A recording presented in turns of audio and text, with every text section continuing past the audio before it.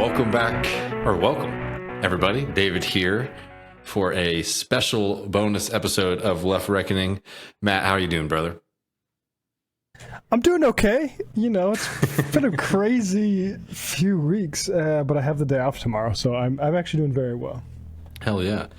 No, much deserved, much deserved.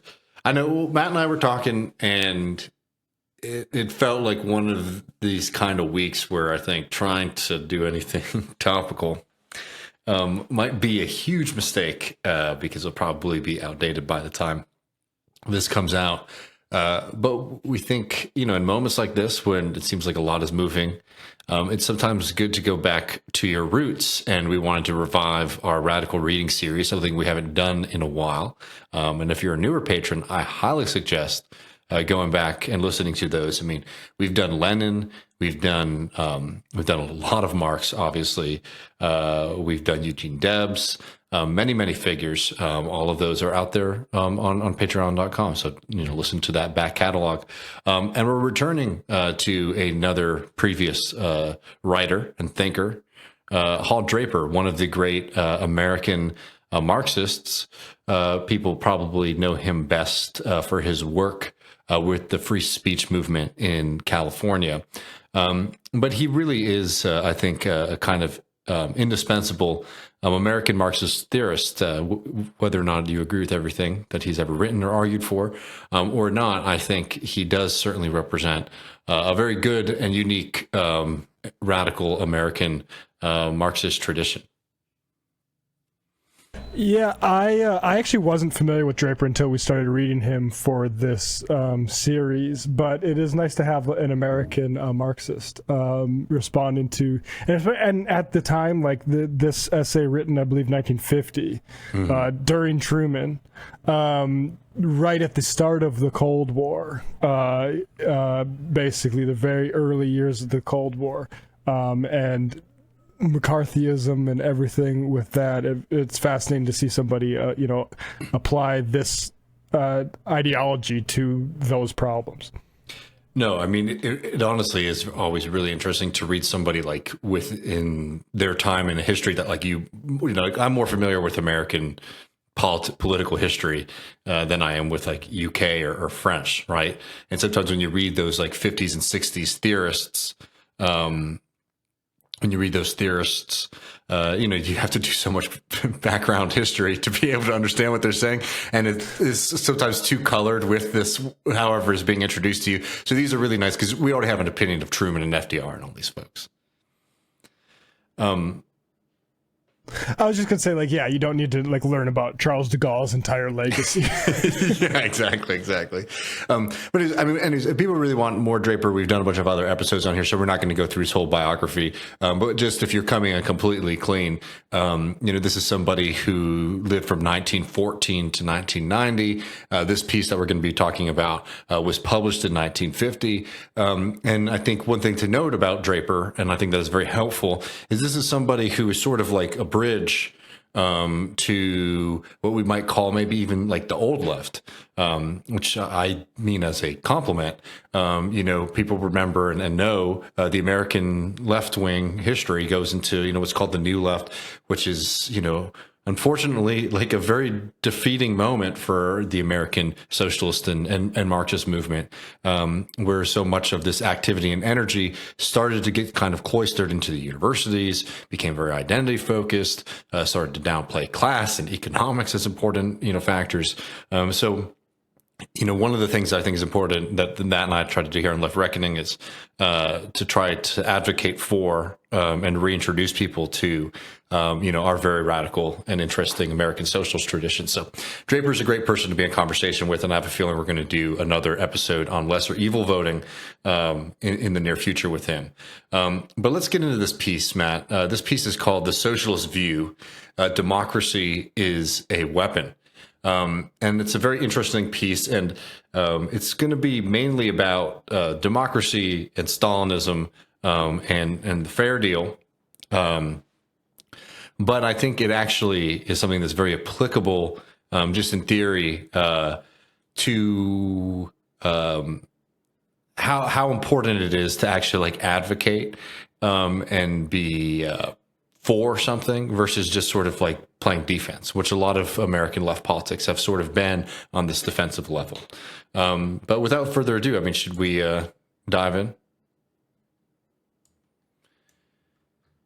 Yeah, this is, like you said, Socialist View, Democracy as a Weapon, 1950. Starts off with the Henry the Sixth, Part 2 quote.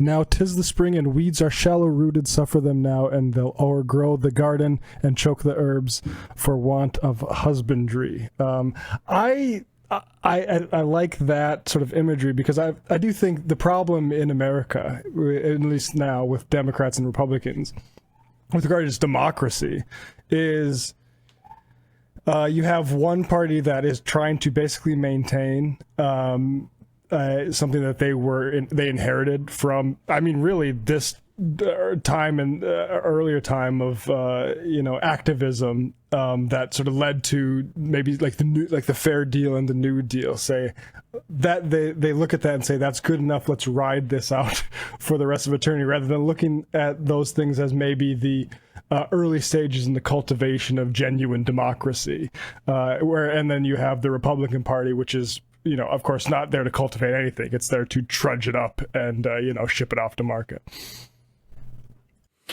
Yeah. So he opens up here, and I love this opener too. Fear is the hallmark of totalitarianism. Fear is also the weapon of totalitarianism, even more than its slave camps and executioners, which come in only as the last resort. Fear of being different from the official pattern, fear of standing out from the ruck, fear of being suspected of thinking dangerous thoughts, fear of being suspected of associating with people who are suspected of thinking dangerous thoughts. Such fear is growing like weeds in the United States today. The roots of democratic feeling are deep in this country. They have been nourished by our frontier past, by our lack of feudal tradition, such as existed in Europe, by the fact that the country itself arose out of a mass revolutionary struggle. But these traditions are fast being overgrown and choked. And well, again, note here something that I think is always worth remembering.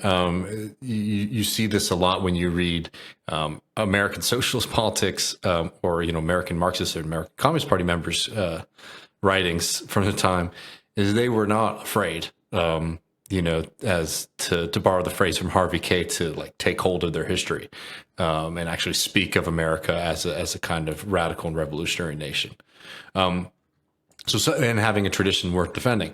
Going back to the text, the typical American is supposed to be the shirt-sleeved commoner who is as ready to speak his mind to a plush-bottom tycoon as to his crony around the Cracker Barrel. There's a good deal to that stereotype, but just to try to keep it in mind when you read some of the evidence in quotations against subversives in quotations and security risks in quotations that is gathered by the FBI. Quote, "Was your aunt's second cousin a member of an organization on the Attorney General subversive list? Did you sign a petition to put a radical on the ballot in 1936? Fear. Not of being sent to a slave camp or a prison. No, sir, this is still America. And yet just fear of losing a job, fear of being avoided by your friends, fear of bad publicity, fear of losing clients." It's funny to mark that passage. The typical American is supposed to be the shirt-sleeved commoner who's ready to speak his mind to a plush-bottom tycoon as to his crony around the Cracker Barrel. That imagery and lamenting the passing of that, which I think like that sort of, I guess I remember that guy's like Lion Ted yelling at Ted Cruz there, but you don't see a whole lot of that anymore. But the passing of it, because we became a country of mass espionage and really, like, you hear of the 20s and 30s and 40s, like Babbitry, which is like the sort of converse of like a business networking. And look at, we're all together, we're all part of the same different like booster clubs and stuff like that. The flip side of that is who is organizing, who is associating in ways against that. And it was, the any sort of radical or anti-capitalist people. No, totally. And I also think that this is an interesting bit here too, because I think it reveals something that's truly American, is he's talking about this fear, right? You know, that people are experiencing in society, and it's not about being sent to the slave camp. And this is a reference to what's going on in Stalin's USSR. Right. It's like, oh, no, that's what they have to deal with in communism. But here it's you might lose your job or be completely shunned out of society. Right. Which is like a very, I think, particular way that like we experience kind of like state policy or capitalist class policy in this country, where, if you're holding positions that are sort of untenable for the ruling class, yeah, they might not be able to throw you in prison, but they can really fuck up your life and sort of cut you out of the world. And that's, the America of Hal Draper's time, and I would argue probably today as well. But next up, he goes, this was not started by the Truman administration's subversive list. After the First World War, there was less democracy in this country than before it. The fair deal, Truman's policy here, has intensified this trend in the post-war war world. It has done it in its own way, not by passing repressive laws, but by its bureaucratic state administrative decree operating through the Department of Justice and its FBI, through its loyalty boards, through its Army and Navy intelligence, gumshoes in the factories. And this is, of course, I mean, 2 decades before we knew about COINTELPRO and the extent to which the FBI was not just surveilling these movements, but sending agents provocateurs and people like that into them. And I think, that's a good point. But I also, just to note for folks, is like a lot of these people knew, right, Draper. And if you, in my research on the Southern Tenant Farmers Union, for example, that this shit was going on, it was one of those things. It's like, and then, years later, finally, it's kind of revealed just how, and oftentimes people were shocked. It's like, wow, it was way worse than we even, thought that it was. Absolutely. Like Betty Metzger's book, The Burglary, which is something everybody should read about the exposure to the COINTELPRO stuff. Like the early chapters all about how the entire anti-war movement was like basically on this knife edge of like, are we going insane with paranoia?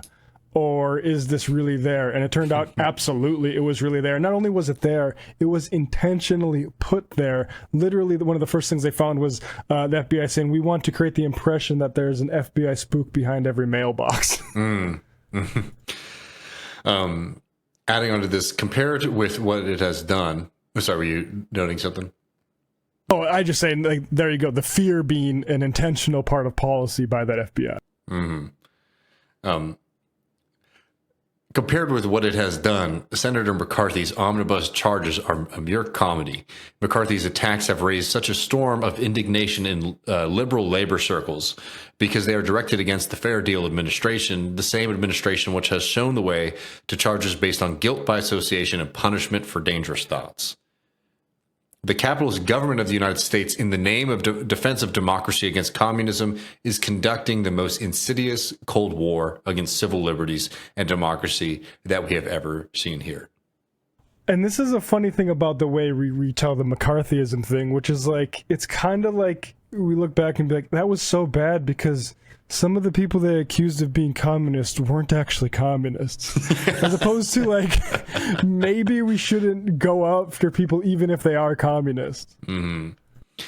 And he just adds here, and I think this is a really great point. In the face of this Cold War, the liberal spokesmen and labor leaders have beat a full retreat. If there's one thing that has distinguished liberalism at its best, it has been its firmness in taking a determined stand in defense of all forms of freedom for the expression of ideas. Today, its leaders, Americans for Democratic Action, for instance, are distinguishing themselves by keeping their mouth shut on what is happening here.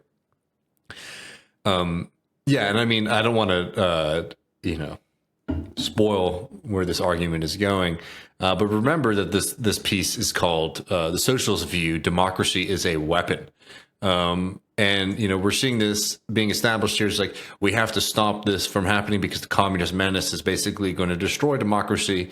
Yet you're watching, as we know, what was going on here was a pretty apparent and naked attempt to try to stifle certain political movements from developing in this country. The next section. The Americans for Democratic Action still exists, by the way. I hadn't heard of them, but they're just now thanking Biden for stepping aside. Grew out of predecessor group for Union for Democratic Action, formed by former members of the Socialist Party of America and Committee to Defend America by Aiding the Allies. It's a very 1940s group. Yeah, we should maybe look into them a little bit more. Can democracy work? It is not that democracy is any less dear to to their hearts than before. They are in a quandary. In the first place, this Cold War against civil liberties is being conducted by the, quote, liberal fair deal, whereas they are used to meeting such attacks from the reactionary right wing of capitalism. In the second place, they are political supporters of this fair deal administration, and one must be practical. In the third place, something has to be done to guard against Stalinist infiltration. They're agents of a foreign power, aren't they? Besides something, it is necessary to fight an enemy with his own weapons. ... This is the heart of the matter. The Cold War against the Russian totalitarianism is at the heart of the Cold War against democracy here. The fight against Stalinism is given as both the aim and the justification for giving up the outer bastion of democratic rights in this country. Isn't there something to this practical argument? After all, we mustn't be whole hog perfectionists. No, we can keep going a little bit here. There's a great deal to it, more than its liberal practitioners realize. Behind it is the concept, the admission that while democracy is a very good thing, it cannot effectively defend us against Stalinism. Democracy can't get things done, said the fascist propagandists. You need a leader, authority, discipline, Gleichschaltung. I don't know if my German is up, but we will explain that in a second. By which they meant a dictator. Are the destinies of a state to be left in the hands of a fickle mob, torn by opinions, swayed by demagogues, paralyzed by endless discussions, weakened by dissension? When we need a strong hand, we can't afford the luxury of democratic trappings. So, I mean, you saw a taste of this. Oh, go ahead. You can comment, and then I'll. All I was saying is God, I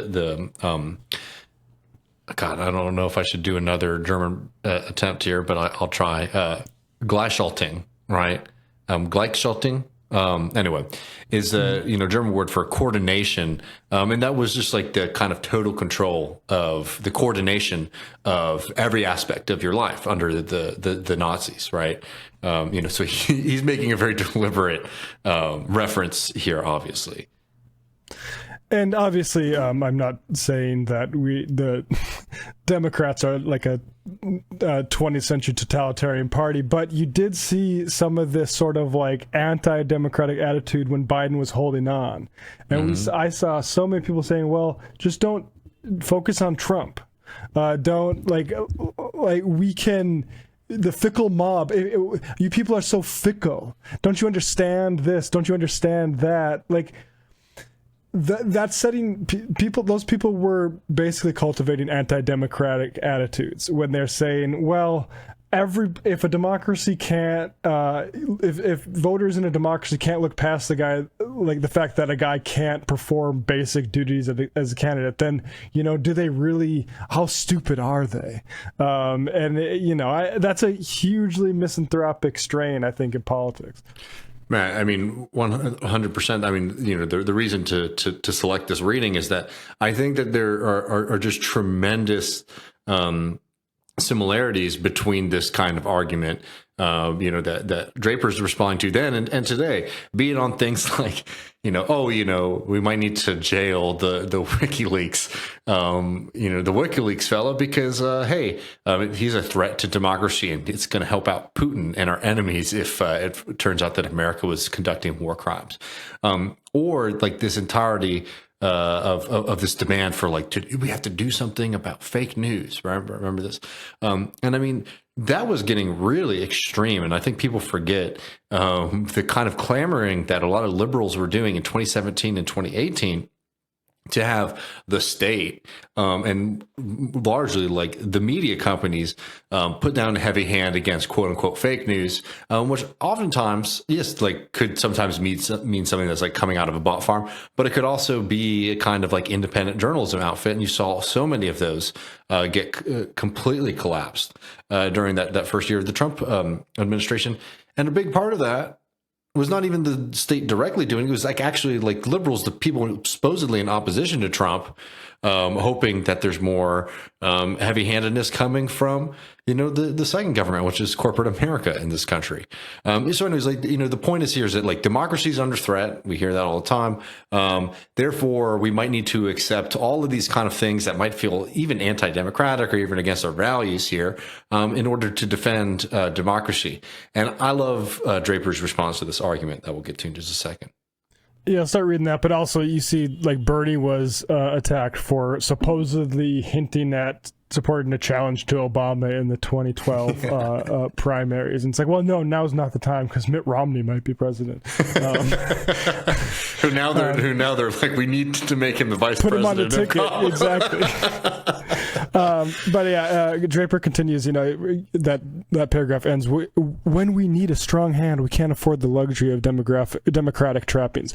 With this, we independent socialists violently disagree. Democracy is a weapon stronger than planes and tanks, yes, stronger than the A-bomb. It is real democracy when we are talking about complete democracy and not merely the formal political democracy of capitalist parliamentarism. Real democracy which comes only when the people can really feel that they are defending a country which is all theirs today. He gets into some stuff here. Actually, maybe it's a little bit later where he talks about Thomas Paine, or anyway, this country is ours, the people's, only in a very limited sense. Its factories and shops in which we spend the greater part of our waking hours are not ours. In them, we are the subjects of an autocratic despot, the boss, whose dictatorship is tempered only by the power of the trade unions. He has the power to give us the means to live or to deprive us of it. We have only the choice of working for him or starving. We have no say in our economic lives. I mean, that paragraph there should be, every sort of socialist politician should have that. They should say that before they go to bed at night.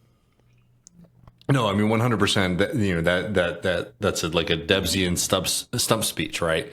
I think it's phenomenal in a lot of ways. I think one, because it achieves two things, right? One, as a bit of like agitation, is like a reminder to like the working people of this country.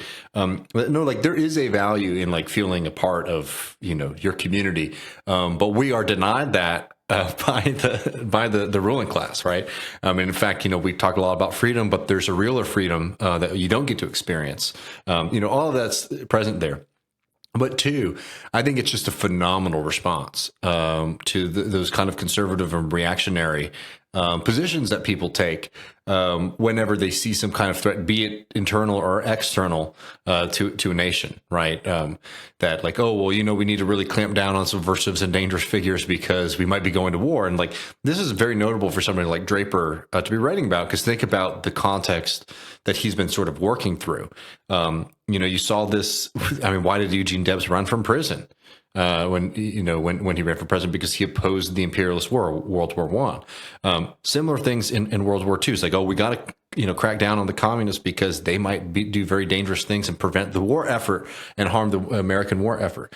And what Draper's saying here, I think, is very clear. It's like, if you give people ownership, if you give them something to like defend, they will defend it. And all of this kind of like harshness, the only reason you need to crack down on people is because you are tacitly admitting that a lot of those people don't feel like there's something that they need to be defending, right? And the answer is, instead of using the stick, is to use the carrot, right? To not torture that metaphor too much, but like to give people something positive and meaningful in their life, versus the kind of reactionary thing that we always get in America, which is like, hey, these beautiful stories you grew up on and this beautiful idea of this civilization and society, we're shutting that shit down temporarily so that we can push back and fight against whatever the new menace of the day is. Well, and I mean, I think the great thing about American history is that there actually is a few very significant counterexamples that prove the point that if you give people something to fight for, they show up for it, whether it's a Civil War, whether it's World War II, whether, as he says here in this next paragraph, the American Revolution, he says, in the war, the people were told they had to shoulder a gun in order to avoid conquest by a worse enemy than their own capitalists. Oh, in the war, sorry, let me take that again. In the war, the people were told they had to shoulder a gun in order to avoid conquest by a worse enemy than their own capitalists. They did so because they saw no alternative. But what happens when people work and fight, not to avoid something worse, but because they are fired by the fact that they are defending themselves and their own? We saw it in America in the Revolutionary War when a handful of straggling colonies defeated the greatest power of its day. We saw it in revolutionary Russia when a nation whose army had collapsed turned back the interventionist troops of Europe and America, inspired by the revolution they had just made and were defending. And in regards to the American Revolution, that is absolutely true with regards to Thomas Paine's contribution, which is inspiring people. Like, again, we can have a sort of more mixed look at who truly benefited from the American Revolution. That was, of course, authored largely by plantation masters. But the overthrow of that feudal order would not have been possible without the people Thomas Paine and others like him energized with actually good things for regular people to fight for and involve themselves in. And yeah, I mean that's absolutely true. And identically in the U.S. Civil War as well, right? Where a lot of people didn't want to go and die and fight in the Yankee army just to sort of, have a nation class conflict between Southern ruling class and Northern ruling class. But when Lincoln said we are going to end fucking slavery and bondage for people became extremely passionate about completing that fight. It was one of the most significant decisions that Lincoln made, at least politically, and motivating people to fight in that conflict. And it again completely proves Draper correct. And also, just side note, is why getting that history right and defending that history from a lot of people who want to deny that today is very valuable as well. You read David Blight's work, and the consciousness was literally stoked by Lincoln.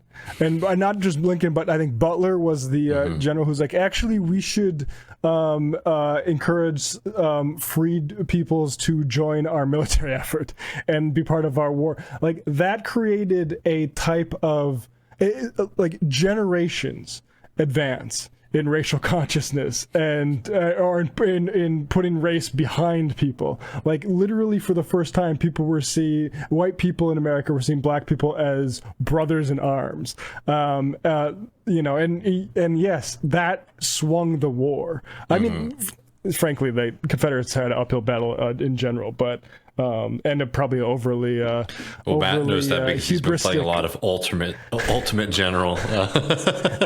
They have Ultimate General American Revolution now, but let's not get sidetracked. Honestly, I'd be down. We'll get there.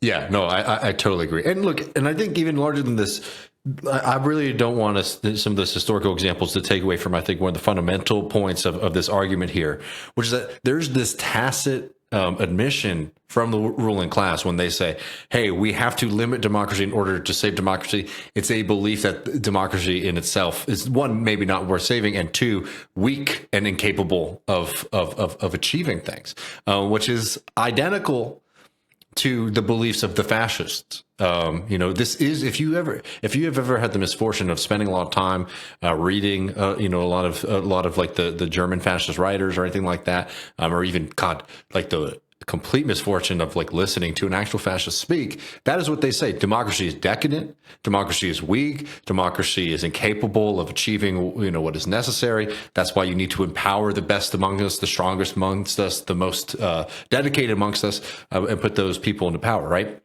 It is a tacit agreement with that impulse when people say to defend American democracy from fascism, we must limit American democracy. Next section here is called Vicious Spiral Down. Democracy is a weapon not only because it inspires its defenders, but because it disintegrates its enemy's forces. Americans look at the way that the masses of East Europe tolerate the despotism of Stalinism and evolve theories about totalitarian man and the desire for the father tyrant. There is a clear reason nearer to home. These masses were drawn to Stalinism by its anti-capitalist demagoguery in the first place because they had their belly full of the system they have known and hated. They find out the truth about Stalinism too, soon enough under the latter's rule. They find out that it means too oppression, poverty, and class rule. But is that enough to turn them backfired with enthusiasm for the system they have hated for a much longer time? The result is confusion, even hope that Stalinism may reform its worst features, in brackets, as our liberals hope for capitalism, end brackets, passivity and retreat from political thought for those who do not have the guts to fight when others bow the head. We have this next paragraph, and then we can maybe talk about it too. The dynamite under the Stalinist system, which is shaken by its own contradictions, the most spectacular of which is Titoism, could be touched off only by the offering of an alternative to both exploitative systems, which could set the oppressed masses in motion. Capitalism cannot do this. It cannot do this even less today than yesterday, now that it is adopting more and more the visage of its enemy, in brackets, which the apologists call fighting the enemy with his own weapons, end brackets. As the capitalist West strips for action by shedding its democratic, quote, luxuries, the hold of Stalinism over its own people is reinforced. Further sacrifices are thereupon demanded in the West. This is not a vicious circle. It is a spiral down to the new barbarism threatened by the atomic war between the world rivals. I mean, you seem kind of be borne out by the rest of the 20th century there. No, I mean, I think totally. And, you know, I think it's an interesting note, you know, because I think kind of critical to just a quick note, the Titoism, you know, we could maybe do a more in-depth thing about Titoism. But he's sort of talking about like this contradiction here, you know, being that, you know, Tito is sort of creating this kind of like nationalist version within like the sphere, but without being directly controlled. A lot of people might, you know, we're sort of like, oh, maybe it will be like an alternative pole to like Stalinism. It might be its undoing. But Draper in other essays will argue that it's actually not being, it is not some kind of counterweight or counterpole to Stalinism or that version of Soviet style system, but rather actually it's like entrenchment.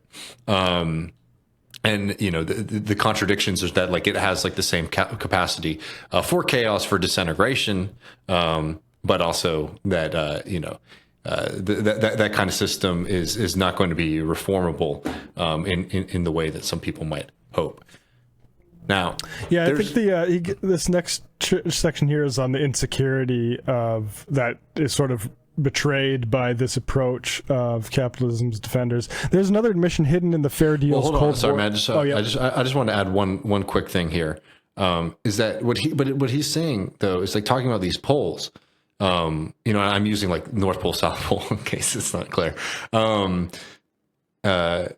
Is that having actually like real democracy, like an actual thing that's worth defending, that is attractive to folks.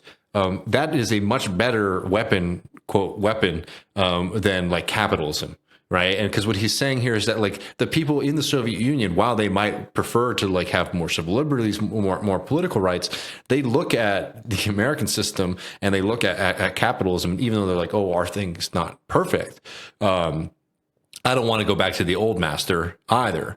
You know, so it's sort of is like, you know, there isn't that kind of like revolutionary energy. And then if like if these liberals and all these folks are sort of on the fence and still want to defend capitalism and blah, blah, blah, are so serious about sort of ending, you know, the yoke of like the cruel Stalinist regime and all that kind of stuff that was talked about by leftists and liberals in the United States at that time, it's like, well, then they should be advocating for democracy even more in America and for capitalism in America, so that it becomes a kind of pole of attraction for socialists and radicals and communists in the Soviet Union to be looking towards. But instead, in the West, what we get is, oh no, we actually need to dispense of of these rights here so that we can fight the Soviet system, which is just absurd. Right. We need to become the totalitarian to beat the totalitarian. There's another admission hidden in the fair deal's Cold War against liberty. It is the admission that the capitalists and their government have no confidence in the attractive power of their own system and their own declining democracy. Consider the enormous confession contained in the theory of, quote, once a communist, always a communist, which is in effect written into the law, which set up the Marshall Plan, and which is the operating principle. Remember, the Marshall Plan, for folks who don't know, is the giant stimulus package we gave Europe after World War II so they could become, not catch up with us, but at least be ahead of the rest of the world, Euro supremacists want them to, which is in effect written into the law, which set up the Marshall Plan, and which is the operating principle of much of the government's witch hunt. The main exceptions made in the latter are ex-CPers, Communist Party members, who are obliged enough to spill their guts before the FBI or a judge. A man who is even associated with Stalinists is tagged a quote, poor security risks. He has opened himself to taint by the enemy, and to be on the safe side, we must assume that he is in fact tainted. And then Draper just writes, what a lack of confidence in the attractive power of U.S. democracy. The men in Washington talk about selling the glories of free enterprise capitalisms to Europe, but they cannot really even convince themselves. An operation so extensive as the government purge and FBI witch hunt cannot be based on the existence of one or two men who are so misguided as to prefer hell to heaven. It can be justified only on the basis of the existence of the danger on a mass scale. The lack of confidence in the ability of the U.S. system to keep its own citizens' loyalty is indeed justified, but not because of the superiority of Stalinism. It is the crying evils of capitalism which give Stalinism its victims. They cannot be eliminated without eliminating capitalism. The capitalists naturally prefer to eliminate democratic rights. Yeah, and I love this bit that you opened with about like they don't even have the confidence to like win somebody over, which is a really great point, actually. And I mean, I think you kind of see evidence of this in the fact that just Google image a map of U.S. military bases across the entire world, and I think that kind of shows how much confidence there is in the sort of non-coercive ways of make sure the system maintains itself. Yeah, no, I think that's a really great point. I mean, think about somebody like, Ho Chi Minh, around now, is just started to try to make the pitch to the United States and the West. It's like, hey, let us be an independent nation. We love Thomas Jefferson and all this stuff. TJ. And they're like, we can't, what's this guy over here talking about? Like, he's inspired by the American tradition. Yeah, who translated Thomas Jefferson for these guys? It's like, no, this is not, exactly. It's like, this shit's not supposed to actually work. What are they talking about? This next section is called Toward the Remaking of Man. This is why democracy is a weapon, but not a weapon which the capitalist system can use against the Russian enemy. The edge cuts its hand too. It is the weapon of the democratic socialist alternative to both systems. Under capitalism, real democracy was never possible, not while the men of money also own the press, the radio, the meeting halls, and control the schools and governments through their economic power. Today, it is not simply a matter of wanting something better than the incomplete democracy of capitalist politics. It is a question of the fate of the most elementary democratic rights. These cannot be preserved except by going forward and beyond them to the full economic and political democracy of a social system in which the people own their own livelihood for the first time. For capitalism today, democratic processes are a nuisance, an impediment, an obstacle to its needs. For socialism, democracy is a necessity. It is interesting, and I don't have quite the awareness of, the Tito, it mentions Titoism and like the sort of splits going on and the critiques of Stalinism in the Marxist, among non-Russian Marxists. But it is interesting the sort of double-sidedness of this argument, right? Mm-hmm. I mean, it's particularly just the actually like addressing Stalinism not because he feels like he needs to give a sop to liberals, but because it's an actual thing that needs analysis. Mm-hmm. No. I mean, I think totally, and I think the path that he's sort of charting is unique. And this is the other Draper works that we've worked on have all been very much like kind of passionate pleas for democracy. And we'll read this next bit where he gets into it a little bit more. But it's something that I think has been has really stuck with me through Draper, but also through like the work of somebody like Leo Panitch. And I think Panitch makes this point really clear, is that democracy is a fundamental condition of socialism, not only just because like we want to say things like, freedom of speech, all these kind of slogans and things like that, but because if you believe in socialism as an economic system, you need to believe in the capacity of people to rule and understand the world around them, and understand themselves. When you limit democracy, when you limit political activity, you're saying, we don't trust these folks to rule over themselves. Therefore, not only is it, you're not living up to your standards, but you're also degrading the capacity of people to understand themselves, to understand the world around them, to understand what's going on, right? Panitch has a point, and this is blunt on purpose. He's like, Stalinism made the people stupid. And he wasn't saying that like the people themselves were stupid. It's like this system degraded and prevented them from building the capacity and understanding of how to rule over themselves. And frankly, I think you could make a similar argument about the United States of America today, right? People don't have the capacity to engage in politics in a lot of ways, certainly to engage in their economic life. And you listen to, and you talk to folks about things, and people don't have any kind of muscle in that part of their brain to imagine a different kind of world, right? They might imagine a world free of the regular insult and pain and difficulty of day-to-day life, right? But to imagine like a better world is something that is very difficult for a lot of us to do, because we just haven't developed that capacity, because it's something that's been denied to us, and it's denied to us both by the bosses and by the political system that we have in the United States, that fundamentally denies us to believe and to dream up of different kind of political horizons. So this is, I think, a fundamental point about just politics in general, is that you have to be able to develop these kind of capacities. And I think this argument from Draper and similar ones from Panitch are really convincing on that. Yeah, and so this final chapter here, how far did we get into our Remaking of Man? I mean, the thing that's interesting about this to me is necessity.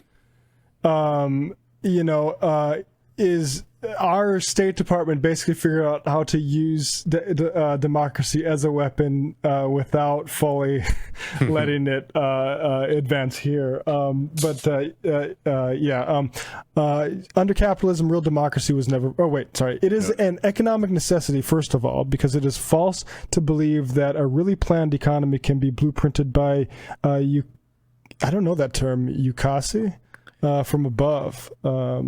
I'm not sure. I'll have to look that up. By bureaucrats, no matter how smart or how much statistics are at their disposal, whose plans and goals cannot be checked by the give and take from below. In totalitarian Russia, for example, this cannot take place. A mistake is a state crime, and a harassed factory manager cannot tell a government minister that his plan is unrealizable, a mistake. He must demonstrate that he can fulfill the plan even if the machinery he produces breaks down. Initiative from below is insubordination. Responsibility is a danger. Decisions can be a life and death matter. It is better to do what one is told. Draper continues, democracy is a political necessity for socialism. Without it, the private capitalist owners may be eliminated, but their place will be taken by a new ruling class, the state bureaucrats, who own the means of production because they own the control of the state, which is the only legal owner. which is important point. Democracy is a cultural necessity for socialism. For the end goal of socialism is not merely abundance, security, peace, and freedom. These precious as they are and great goals of man that they are themselves only means to an end. The end of socialism is not merely the remaking of a social system and of the world. It is the remaking of man himself. I like that a lot. I totally, I 100%. I love the inclusion of cultural stuff, right, Matt? Like, kind of rare to hear a lot of folks today ever talk about, culture, and because there's a bit of culture here. I think even in a larger sense, in a kind of like a humanist or a spiritual way, to a certain extent. And I don't want to introduce those words willy nilly just because they come with a lot of baggage. But like the point here is like there is a value in thinking about a better life and being a better person. That it's like this is the new left completely, and the new left and liberalism, and I think most of American society has completely given up on this conception of like what a good life is, right? And that takes some courage. And you see, I mean, we talked about this with Dustin Guastella when we were talking about drugs, right? There's a kind of ambivalence that you get from the liberal left when it comes to life. And it's like, could life just be sort of sitting around and getting an injection? You're living, you're alive, right? You have food in your belly. I think we can all agree that's not a good life. And it's something that I think was abandoned a lot in the US and I think across most of the West, at least. So it's very wonderful to hear that old left return to it. Because if you read those guys, Debs, Mark, all these folks, they weren't afraid of talking about like these achievements and possibilities of a human being under socialism. So I love that reintroduction there. Yeah, and as those things like means to an end, the material sort of goods to be secured through public provision, and that not being the end itself, I think, is an important thing to remember. I'll find a couple of paragraphs here. Today and during all our yesterdays of class society, man has been an animal sharing with all other animals one common need, the necessity of spending the greatest portion of his days and thought and energy on the job of filling his stomach so that he might be able to live to work another day. Man still works to eat and eats in order to work in an endless chain, directly and indirectly, and not only during the hours of direct labor. We still live on the animal level for all our refrigerators and science and autos and television. And I mean, this was 72 years ago, or 74 years ago that he wrote this. In a socialist world of plenty, man is at long last freed of all the dominance of economics, the tyranny of economics. He will for the first time be free to develop the full potentialities and capacities of the human individual and see the full flowering of man's spirit. This is the only goal worth fighting for today. It is the real freedom. Well, yeah. Did he know that we would have social media? Probably not. And so maybe we take another look at what freedom is, Draper, because again, I think that's something I would like to maybe in the next few months in bonus episodes, just personally just sort of like return to looking at those kind of really great socialist arguments for a deeper life, and an optimistic one, right? Not the kind of stupid drudge that we get from people today, where their version of returning to like the soul of man is, oh, what if I lived without the refrigerator, right?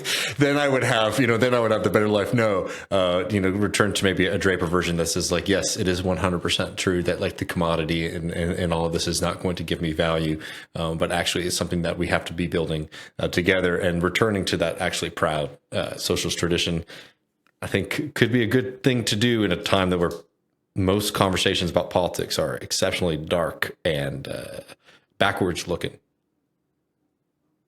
100%. Well, folks, thank you so much for hanging out with Matt and I for this radical reading series. Definitely, if you're a newer patron, you haven't listened to the rest of them, I do suggest checking those out. You can find them on Patreon. We've unlocked a decent amount of them too on YouTube. Yeah, we probably have a playlist of some of these. We do have a playlist on YouTube of the unlocked ones. Right.